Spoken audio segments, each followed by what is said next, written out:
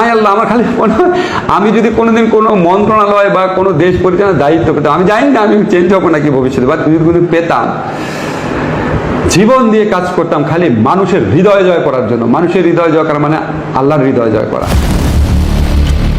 একসময় দুর্নীতি সহ নানা অনিয়মের বিরুদ্ধে বড় বড় কথা বলতেন সাবেক আইন উপদেষ্টা ডক্টর আসিফ নজরুল, অথচ এখন তার বিরুদ্ধে নানা অভিযোগ জমা পড়েছে দুর্নীতি দমন কমিশনে।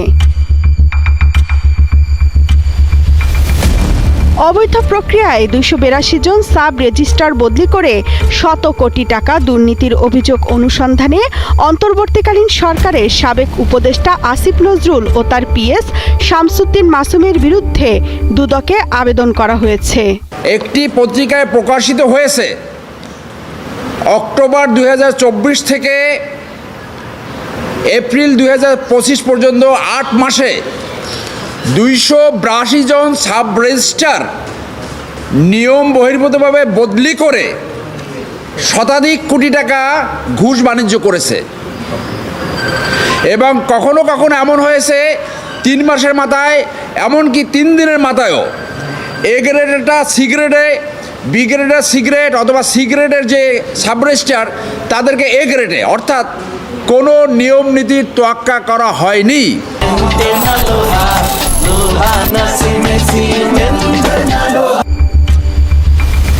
কালের কণ্ঠের হাতে আসা অভিযোগপত্রে লেখা সদ্য বিদায়ী অন্তর্বর্তীকালীন সরকারের সাবেক আইন উপদেষ্টা ক্ষমতার অপব্যবহার করে বিপুল অঙ্কের অর্থের বিনিময়ে অনেককে জামিন পাইয়ে দিয়েছেন। ঢাকা ও আশেপাশের লাভজনক এলাকার সাব রেজিস্ট্রার ও বিচারক বদলি বা পদায়নের ক্ষেত্রে কোটি কোটি টাকার দুর্নীতির অভিযোগ আনা হয়েছে। তৎকালীন আইন উপদেষ্টা আসিফ নজরুলের আমলে সাব রেজিস্ট্রার বদলির ক্ষেত্রে কোনো ধরনের নীতিমালা মানা হয়নি। ঘুষের বিনিময়ে বদলির ক্ষেত্রে প্রতিশ্রুত টাকা পরিশোধ না করায় বদলির আদেশ স্থগিত করার প্রমাণও পাওয়া গেছে। কোনো ক্ষেত্রে কাউকে 6-7 মাসের মধ্যে 3-4 বার বদলি করা হয়েছে।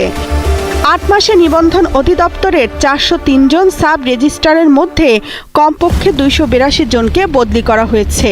এর মধ্যে অন্তত 200 জন ঘুষের মাধ্যমে পছন্দের সাব রেজিস্ট্রি অফিসে বদলি বাগিয়ে নিয়েছেন। অভিযোগ রয়েছে জনপ্রতি 50 থেকে 60 লাখ টাকার বিনিময়ে পছন্দের অফিসে বদলি আদেশ পেয়েছেন তারা। অতীতে কখনো মাত্র 8 মাসে এত বিপুল সংখ্যক বদলির ঘটনা ঘটেনি। সাবেক আইন উপদেষ্টা ঘুষ লেনদেন করতেন তার পিএস বর্তমান জেলা জজ শামসুদ্দিন মাসুমের মাধ্যমে। অভিযোগ রয়েছে শুধুমাত্র সাব রেজিস্ট্রার বদলি বাণিজ্যে ঘুষ বাণিজ্য হয়েছে 100 কোটি টাকা। এর আগে আসিফ নজরুলের বিরুদ্ধে মামলা ও জামিন বাণিজ্য, বিচারক পদায়ন, অর্থ পাচার, অন্যান্য দুর্নীতি সহ 1 ডজনের বেশি অভিযোগ জমা পড়েছে দুদকে। বর্তমানে দুদক এসব অভিযোগ যাচাই বাছাই করছে।